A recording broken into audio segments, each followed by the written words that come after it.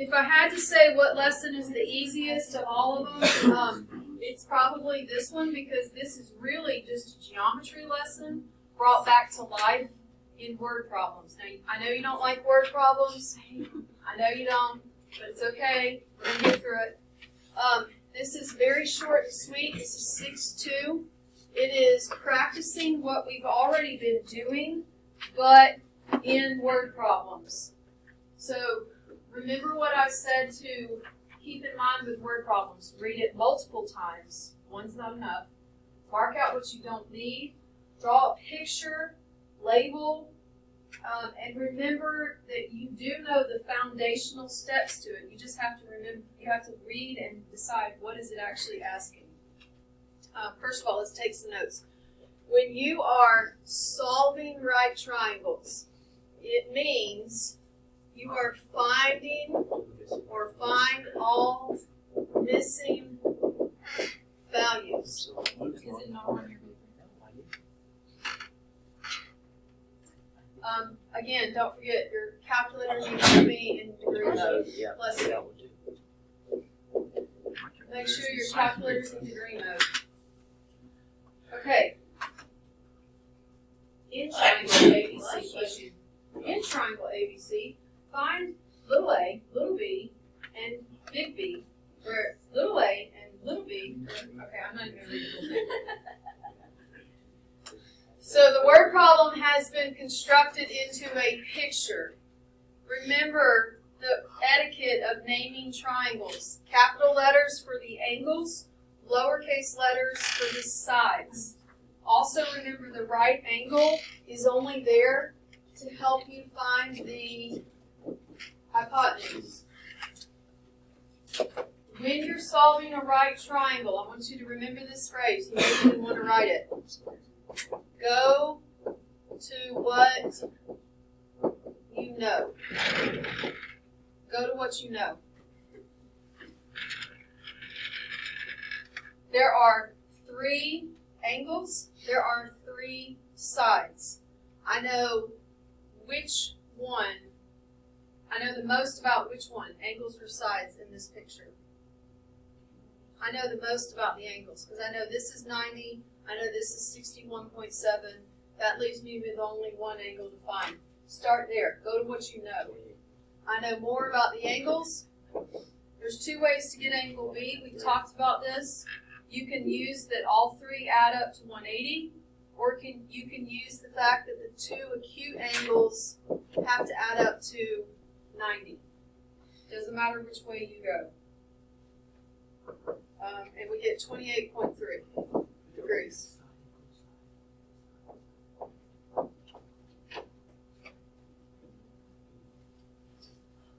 When does the angle side and side?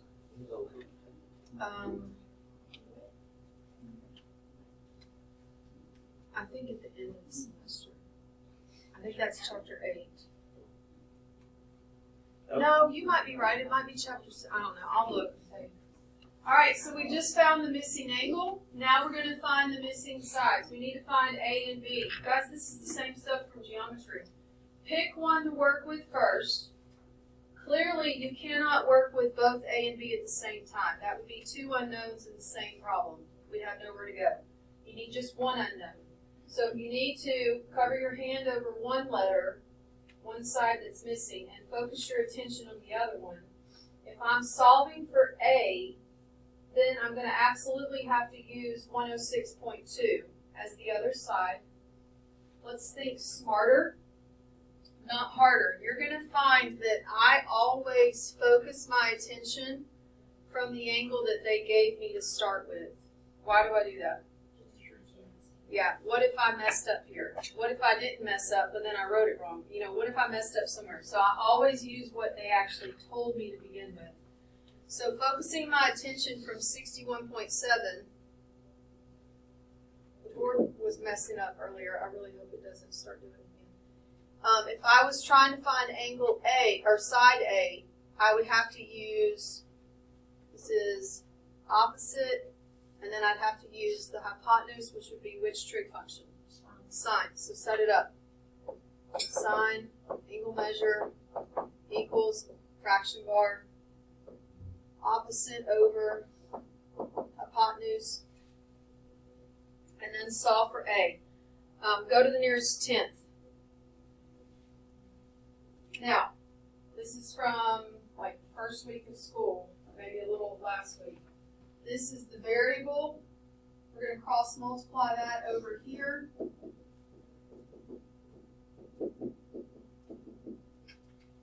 And then now we have A by itself, and we can type it in the calculator exactly how you see it.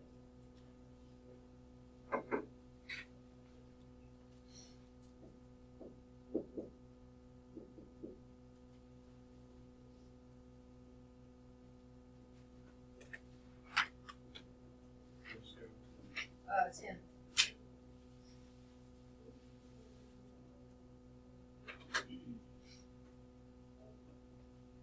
Now you need to find side B. So repeat the process, cover up side A, sorry, because we don't want to focus our attention on it. Side B is adjacent to the 61.7, so I'll use cosine.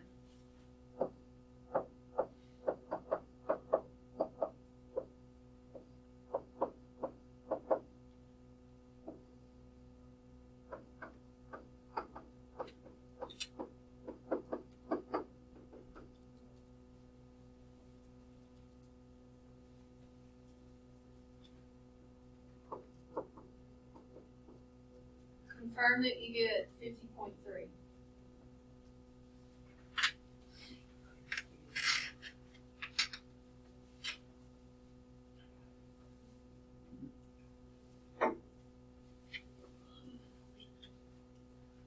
Alright, go to the next slide. Same type of problem. This time, what you know more about is the sides. So it's a refresher of what you have to do when you start with the sides. What do I need to use? I have a missing side, Pythagorean theorem.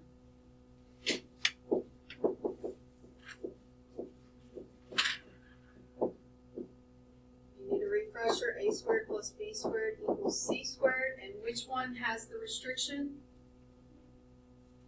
Like there's a asterisk to say, hey, by the way, this has to be the C. C has to be the hypotenuse.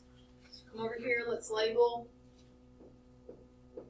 It does not matter how you plug in the legs. Remember that the capital L for leg forms the legs of a right triangle. The right angle is always right there if you focus on the capital L. The way you plug those two in does not matter, because if you look at the formula, they're simply both getting squared and then they're getting added together. So order does not matter there. So I'm going to write d squared plus 13 squared equals 23 squared. Now you would solve for d squared. When I go to my calculator, here's a shortcut. It's not really a shortcut, but it's a technique in your calculator that requires less steps. I know d squared's got to be by itself. I know I'm going to subtract 13 squared. So I usually go to my calculator and I type 23 squared minus 13 squared, and then it immediately gives me that value, which 360? Is that it?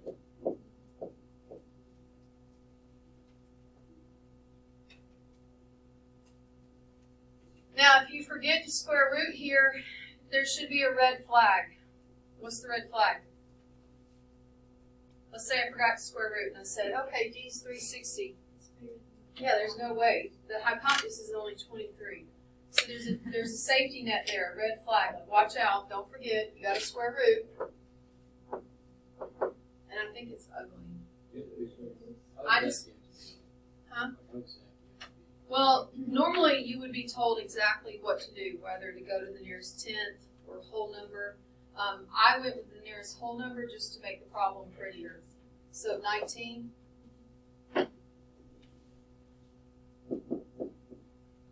Now, we still have to find those missing angles. Does not matter which one you start with, but you know what I'm going to do. I'm going to focus my attention on these two sides because they were given to me, they're not ugly, and that's what I'm going to use for both of those angles. All right, which angle you want to find first? Doesn't matter. D or F? D. Okay. If the goal is D, so I'm going to just draw an arc there to kind of give me some focus. If I'm trying to find for angle D, and I'm using my two highlighted sides, I would need to use which trig function? Cosine. Because to right here, this is adjacent. So cosine of angle D is adjacent over hypotenuse.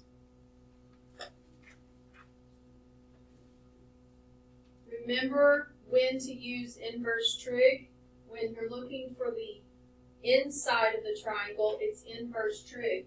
So this cosine is going to go away and pop up on the other side as inverse. So you're going to type second cosine 13 divided 23.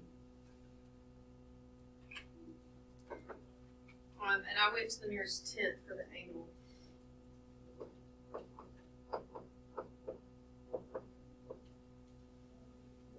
Not 15. 55. Did you get that?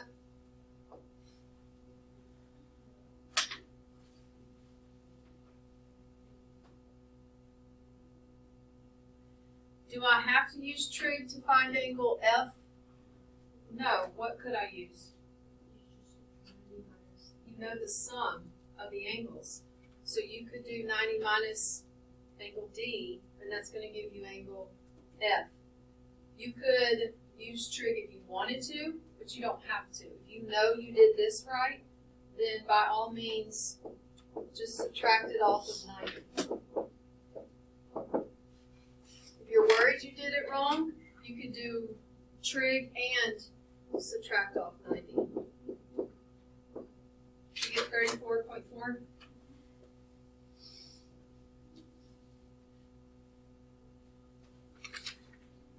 All right, next slide. Word problem. But they gave you a picture.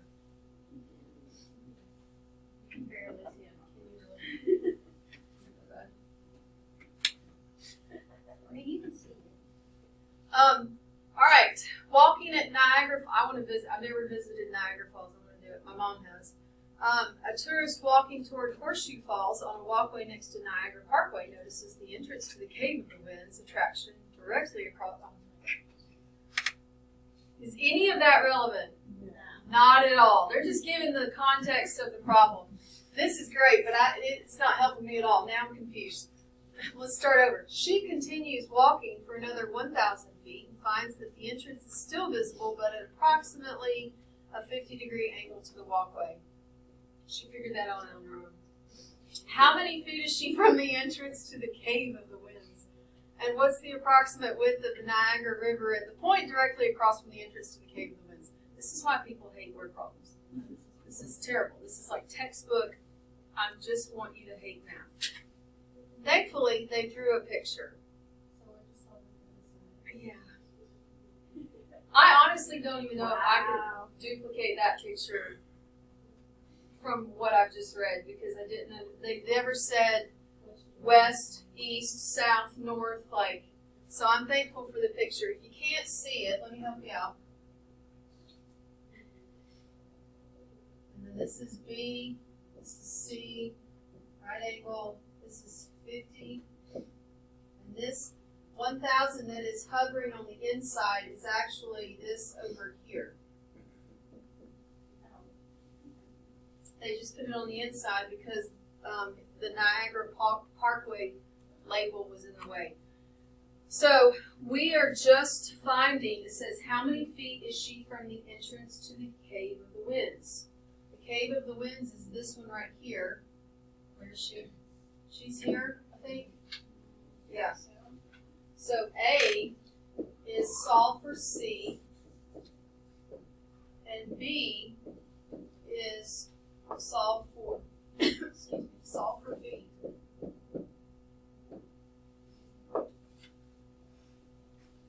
So now that I've deconstructed it for you, everybody solve for C, then solve for B. Go to the nearest tenth. I will show the answers, but I'm going to go ahead and write them. I mean, I'll show the work, but I'm going to go ahead and write the answers in case you're curious if you got it right.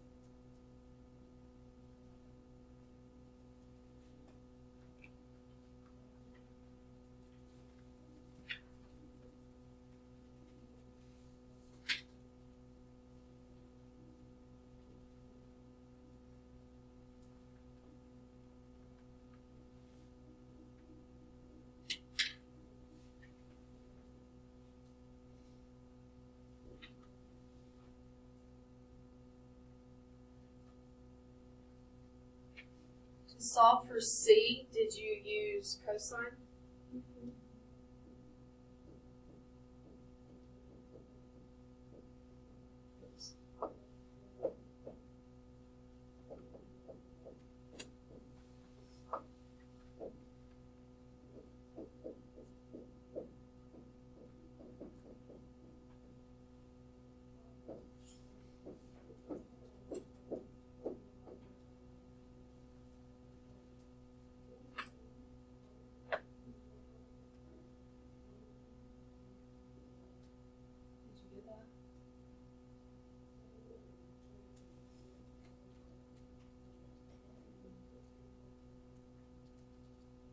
Be careful when you're solving for C and then you cross multiply C over in front of cosine 50 because now you have C, C, oh, and it can be confusing.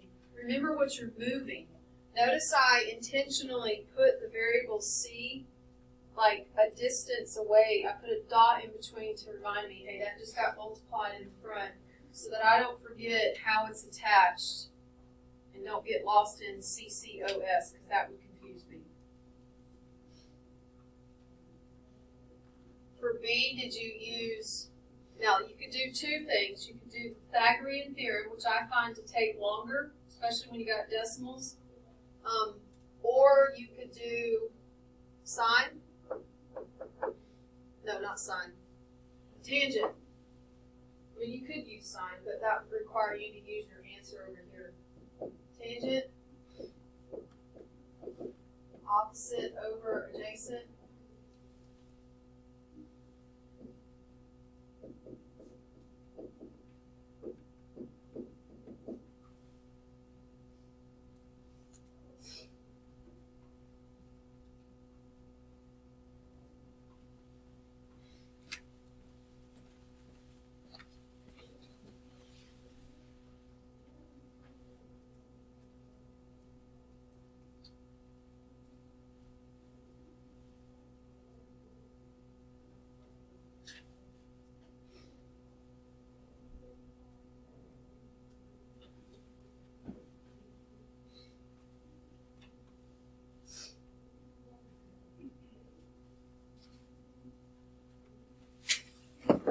All right, any questions on that one?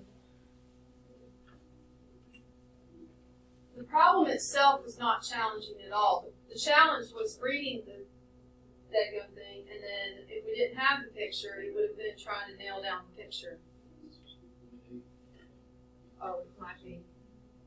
It is. Point, yeah, that doesn't make sense. I put 4 numbers. Yeah, there should be a decimal right there. Sorry.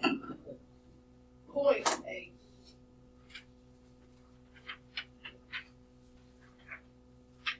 small on the paper, it's very small. Missed it. Alright, the next slide is 2 vocab words that should sound familiar. They're from geometry. Angle of elevation, angle of depression. I gave you some really high-tech pictures here. Angle of elevation is exactly what it sounds like. It's when you are on the ground, your eyes are just level with the ground. Don't get technical and be like, well, that should be down here. No. Like, you're just level with the ground, and then you do what?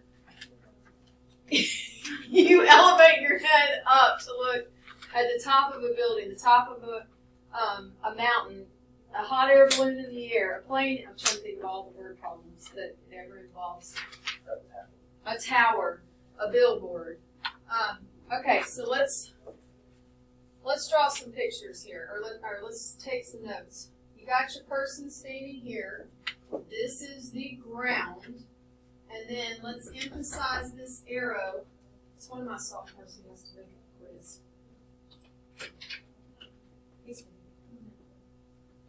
Sit wherever you want, wherever you're comfortable, and then give me just a second and I'll get you squared away.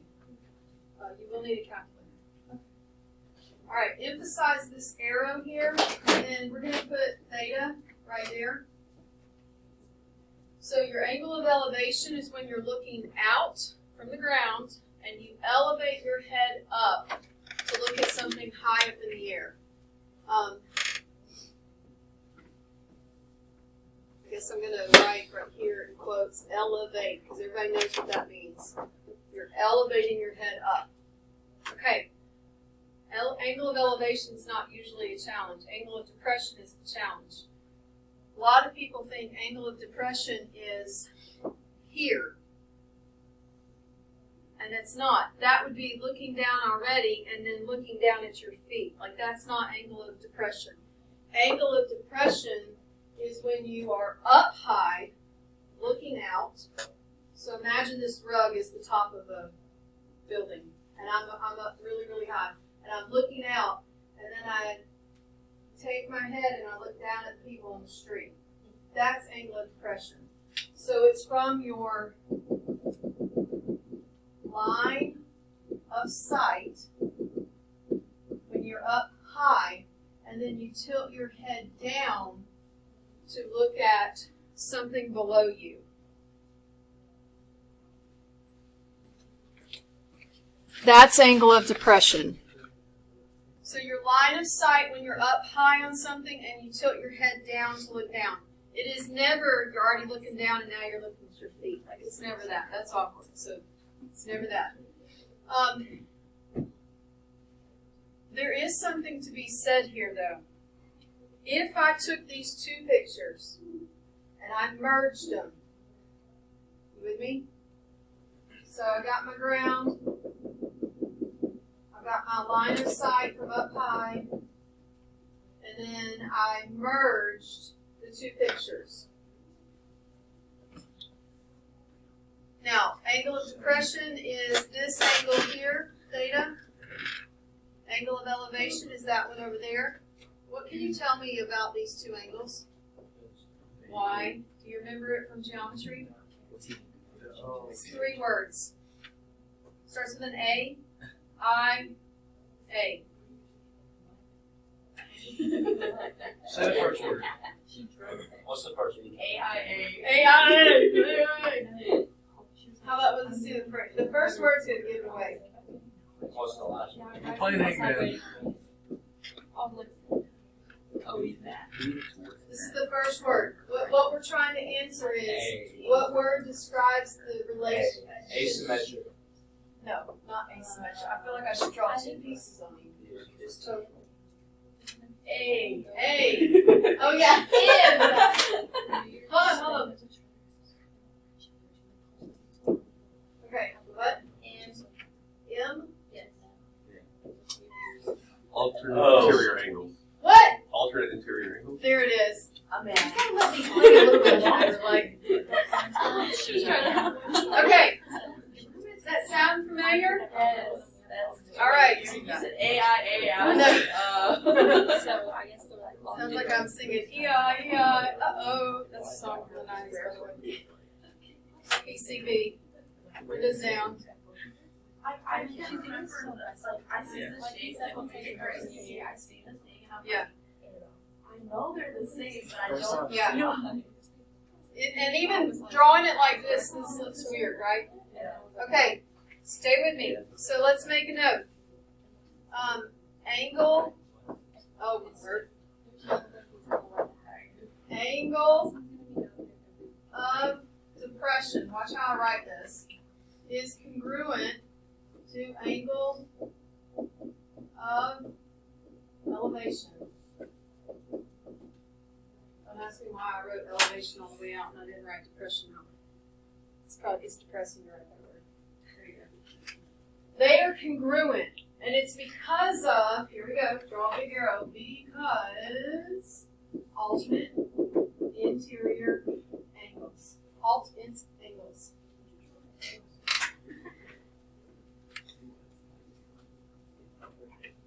So if I ever give you a word problem and you have the angle of depression, which is usually not the one you need, then you could simply take the angle of depression and label it as the same measure as the angle of elevation and then continue the problem. So a lot of people think angle of elevation and depression are two different things, and they're really not. They're equal. Always. Draw it right, always.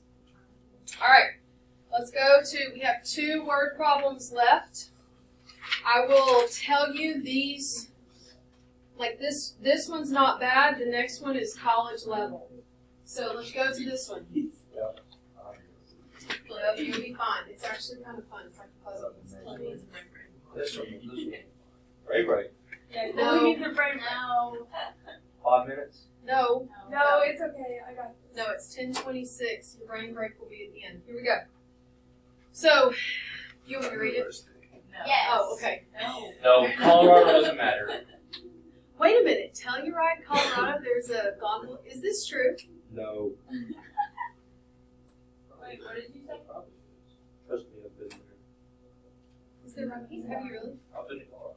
Well, did you explore all of No. Telluride? I went to Colorado Springs and it took a long And you bus wouldn't know. ride. Then you would. Then you would. All right. Why did you even know? Okay. Thankfully, we have a picture. Once again, we don't have to label this, right? There's a lot going on here. Do you see a single triangle? Not initially. Can you form the triangles? Do you see where you can fill them in and form them? Let's do that so that the picture does not throw us for a loop. How many triangles are in the picture? Right triangles, excuse me. How many right triangles? 2. I see 2. Oh. So, anytime you have a hypotenuse, Oh, I see it. well, you can see it now. Anytime you have a hypotenuse like this, go back up and then just drop it straight down. Sorry. Straight down. Level with the other piece of information. Yeah. Sorry, do we need to get color pens? No, I'll try to remember next time to not make it so dark. I didn't think the color pens. Oh, it wouldn't help But I think the ink is just too much. So there's one right triangle. Now don't you dare come over here and do this with the other one because it doesn't come down that far, right? It comes to right here. So there's the other right triangle.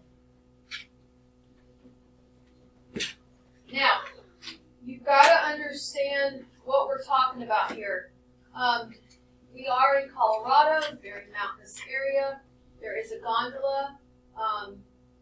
If you went on the snow tubing trip, poor Falcon. No, I don't think you would ever get him. Falcon, bless his heart, was like this on the gondola ride because of the heights and the fact that we were swinging. It was like high. He was ghost white, sweating. It was awful. Like I thought he was going to pass out. This is a true problem. This does exist. Does it really? Yes. So now I'm kind of out. Like if I ever go, I want to ride. Okay, so what are we looking at here? Do you understand what elevation means? Have you ever heard of the Mile High City? I thought you were gonna say something else about Yeah. I heard that. Definitely not talking about the Mile High Club. We're talking about the Mile High City. Big difference here. Stay with me. Stay with me. off a little bit. Woo! You talked a little bit. Mile High City. I think it's Park City, Utah, isn't it? No. Or is it Denver? Yeah. It's Denver. It's Denver, Colorado, and it's because Denver is literally a mile above sea level. What do we mean by sea level? We're getting real technical here. Like, this looks like shark. That's not. Those are the sharks? No, that's a waste. This is sea level. Okay? You got sea level, and then you've got the mountainous regions that are at an elevation of 8,725 feet above sea level. This is why New Orleans flooded during Hurricane Katrina, because it is below sea level. Some idiot decided to put a city on the Gulf Coast below sea level. So they have levees. They have dams, levees, to keep it from flooding, because it's literally a bowl below the ocean. Makes. We're not here to discuss that. Anyways, so elevation, you gotta wrap your mind around elevation.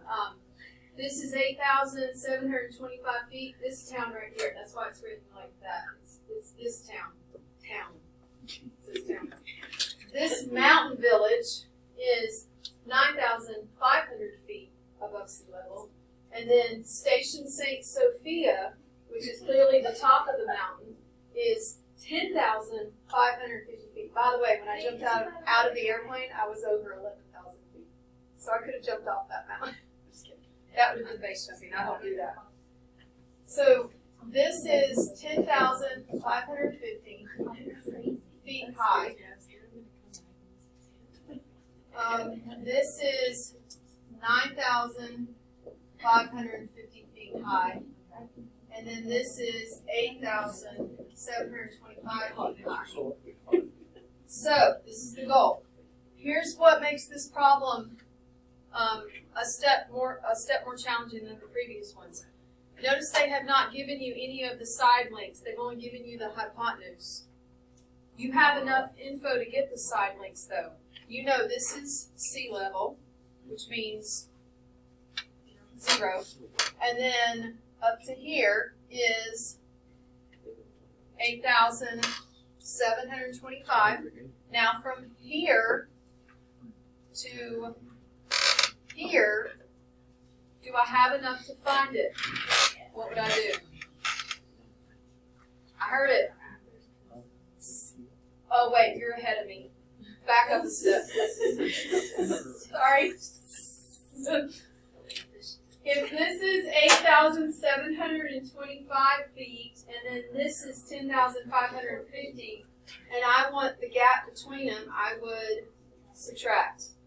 So you're going to do 10,550 minus that 8,725. And honestly, this picture is getting complicated, so what I did over here was I drew that exact triangle in smaller form, and I labeled only what I needed. I need the hypotenuse, 5750.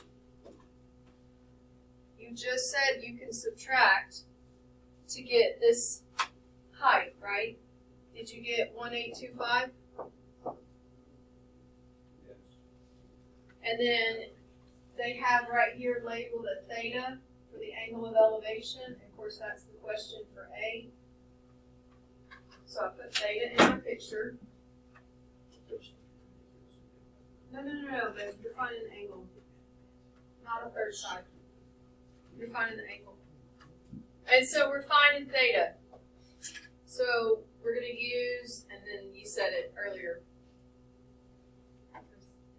Yeah, there you go. Or you said sine, right? Yeah. So sine of theta, opposite over hypotenuse. finding theta, so we're going to do inverse sine.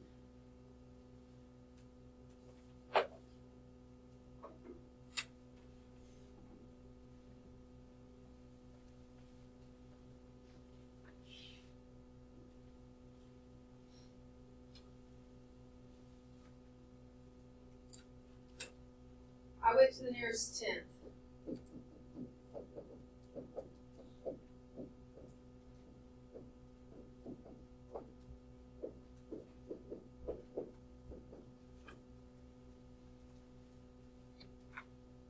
Get 18.5 degrees.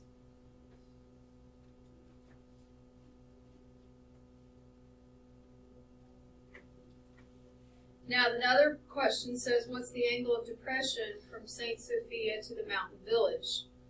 Notice in the picture, they labeled for you the angle of depression from St. Sophia to the mountain village is this right here. Remember we talked about it's your line of sight and then tilting down. They've called it beta. Two ways to do this. You could say, okay, I see basically an upside down right triangle. You could fill this in, make that your right angle. There's your beta, and you could work from that. Or you can call on what we said on the last slide, that the angle of depression is equal to the angle of elevation, and you could say, okay, if I'm trying to find beta here, I could just find beta here and work with the one that's right side up. Does not matter, you'll get the same answer. But we are missing some info here. It's the same concept that we had to do over here. We don't have enough info in this picture so far. We do know that from here we do know that this is 9,500, and we know that this is 10,550. Do we have enough to find the gap? Yeah, what do I do? Subtract. And again, that picture is getting complicated, so I'm going to come over here and say, I'm going to draw the picture over here. There's beta. They did tell you the hypotenuse is 3913. And if you subtract the two elevation, 9,500 off of 10,550, you would get that height, which is 1,050. Did you get that? Now you have enough to find theta,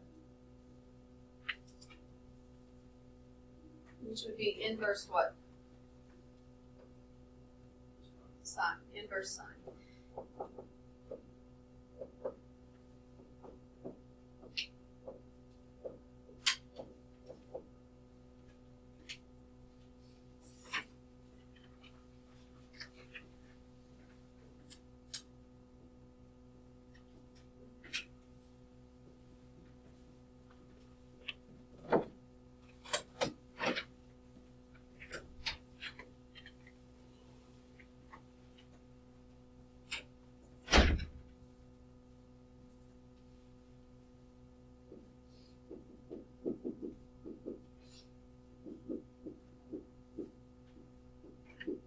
Running into my sea level waves, 15.6 degrees.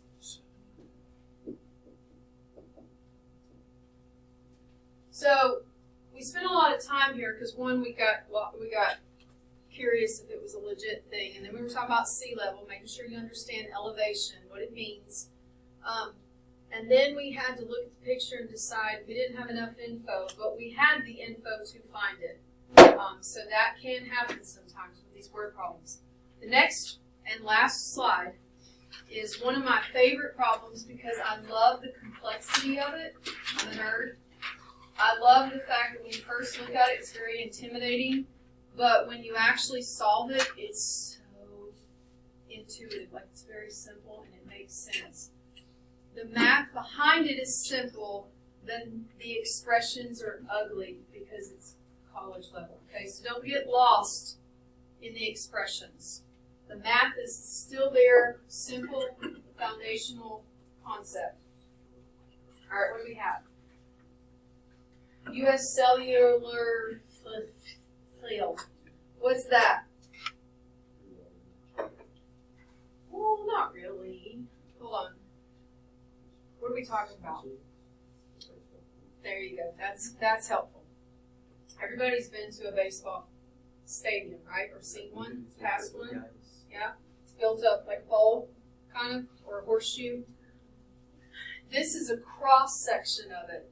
So this is like if I was standing in the parking lot of, say, Truist Field, the Braves Stadium, and someone literally, like, imagine a gigantic cake, right? And then they just cut the stadium right down and then slid it open. You're looking at the cross section of that field. It's the same thing as if I had an orange and I sliced it and opened it up. The cross section of an orange is a circle. Does that make sense? So you're looking at the cross section where they cut this field, the stadium. What all is going on here? Well, this is down on the field. This is the pitcher. This is someone at bat. And then this would be the lower level seats, next level, upper level, right? And you've got your angles of where, like if you're down on the field, you just look out. Well, if you're up mid-level, you're going to look down a little. If you're up in the nosebleeds, you're going to look down a lot, right? So this is where they're telling you the angles of, like if someone was looking down at the field at the game. It says, from the seat in the last row of the upper deck, directly behind the batter, the angle of depression to home plate is 29.9. The angle of depression to the pitcher's mound is 24.2. Find the viewing distance to home plate and the viewing distance to the pitcher's mound. So we're looking for what part of the triangles? The hypotenuse. And they have told us, hey, call this one D2 and call this one D1. So how many triangles do we have here? We have 2. We have the small one in red. Then we have the blue one, which overlaps part of the red one, right? Okay. If we're looking for the hypotenuse, let's look at the picture and see what else we know. We know this is the right angle. They did give me the angle of depressions up here. Where can I copy that info? To the angle of elevations. Be careful where you copy it. It does matter. So 24.2 comes to here. So it would get copied to blue or red. To what? Blue. If you notice it goes to the blue here, so come over here, and this would be 24.2 degrees. 29.9 goes to the red, so it would get copied to here.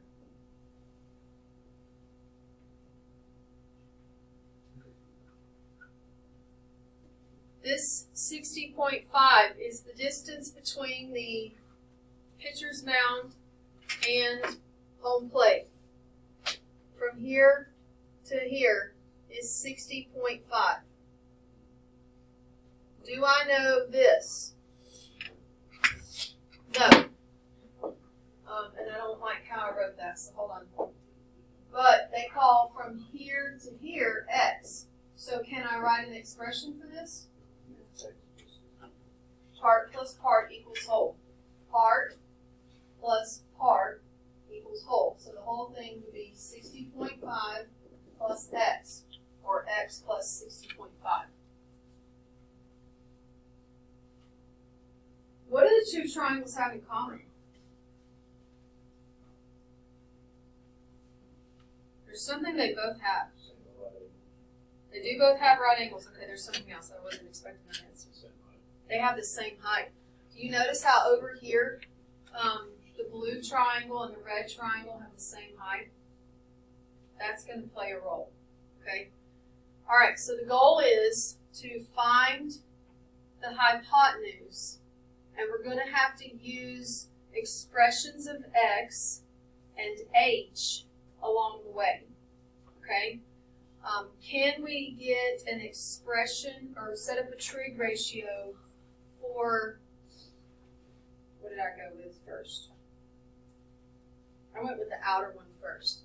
So focus your attention from 24.2. You with me? All right. Let's find H. Since they both have H, let's find it first, because then that would help me find the hypotenuse for each. So set up an expression to solve for H. 24.2. What trig function would I use to solve for H and to use the expression of X? Tangent. Don't write big here, y'all. This is going to get crowded. So here we go. Tan 24.2. Once you see this, it's not as bad. And by the way, from here on out, they're all the same. Tan 24.2. What's the opposite of 24.2? H. What's the adjacent? There you go. The whole thing, right? 60.5 plus X. What would be a wise thing to do with that 60.5 plus X? To write what around it? Parentheses, so that I don't forget I got two things there. Let's get H by itself. I can't solve this. I've got two variables. But I can get H by itself, and then I can repeat this process with 29.9, get that H by itself, and then if they're both equal to H, then they have to be equal to each other. You see where this is going. All right, so I'm going to cross multiply. I'm going to treat this like a block. I'm going to cross multiply this over here to the front.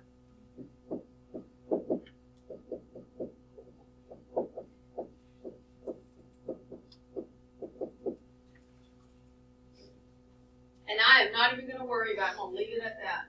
So I now have H by itself. I'm going to draw a line to say, okay, brain break. Not really, sorry. Next topic, I guess, or I don't know how to explain it. All right, now I'm going to repeat this process, but my attention is going to be from 29.9.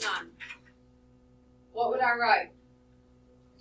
10, 29.9.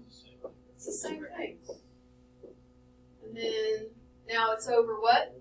There you go. You got to be careful. It is over X only, which is a lot nicer.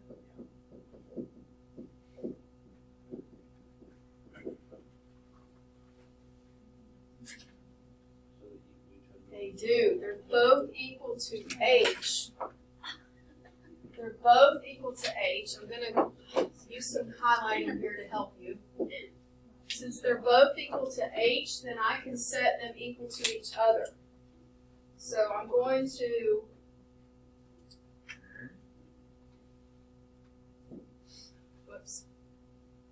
I'm going to use, it's technically substitution. I'm going to substitute this expression for X equal to that expression for X, or H, sorry.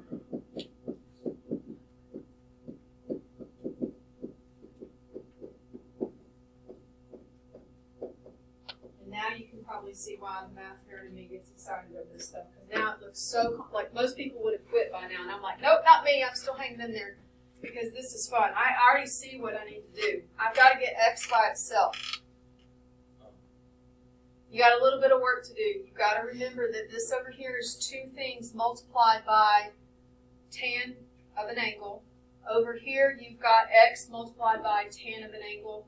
Before we try to get the X's to the same side, we've got to get rid of the parentheses. So we're going to distribute. It's going to feel weird, but we're going to distribute tan 24.2 to both of these.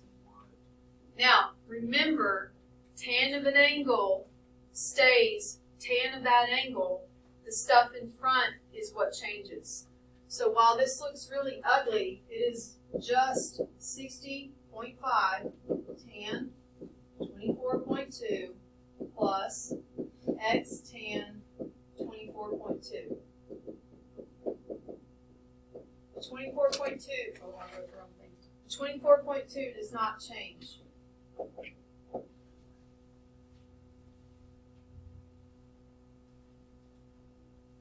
Now, this should look familiar to college algebra problems. You've got a term here with x. You've got a term here with x. We need them on the same side, and we need the stuff that does not have x to go. So there's two ways to do this. You can move your x terms to the left and move that 60.5 crap to the right. I just moved this over here because then that just went ahead and consolidated stuff without having to do multiple things. Now, you cannot actually subtract this because they're not alike. Like it's blocks. Just write what you see. Don't let me lose you. Write what you see. Hang in there. It's going to feel really good when we finish. It's not ridiculous. I love it. Oh, yeah. Then you feel so dang good after you get it. Hang in there. You do it. Now, you have your x terms on the same side. Now we can actually talk about, hey, both of those have an x in the front. What can I do? I can pull that out as a GCF. One time, right? It'd be like 2x minus 4x. They would have a GCF of 2. You'd factor 2 to the front. Okay, so I'm going to bring the left down. Bring the left down. Pull an x out. Y'all stay with me. Oh. Yeah, there is one in the homework just like it. You're going to be fine. Oh, I haven't started to see. Nope, you're going to be fine. Now you have x by itself. You staying with me? Hold on, I need to. I've done one question. I'm 30%. Y'all going to have to lock in. Question 20. I have x by itself, or not by itself, I'm sorry. I have x consolidated. I have a single x. This is attached by multiplication. That is going to come over here by division. Yeah, that's my problem. No, you type it in the calculator, and we're not done. That was x. Oh, You should get 0 on like all the ones, but you do all the regular work and you do all your tests. So go to your calculator, and now you're going to type that gigantic expression in. Not gonna work out. I barely do like By the way, we're going to round to the nearest whole number. Confirm that you get 216 feet. Confirm that you get 216.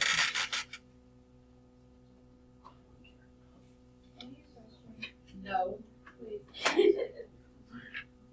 Yes, you can. You said 216. Yeah. And I go to the nearest. She's not coming back to you. No, I still have to. So it's 0.4 technically. Don't round yet. I just left it at 216 to finish the problem. So I just didn't remember. I'm just. Because we're not done. What we just found was x. Don't lose me. This was not. What are we gonna do for this one problem? Oh, we gotta find D1 and D2. It's easy now. It's all downhill now. You've just found x to be what? We're solving for 8. Oh. I thought we were solving for 8.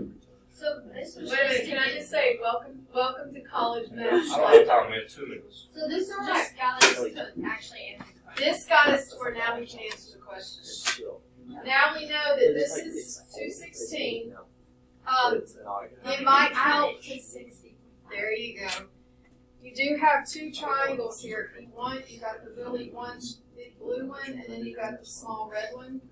It's up to you if you want to draw them separate. It's called X there. You solve for H.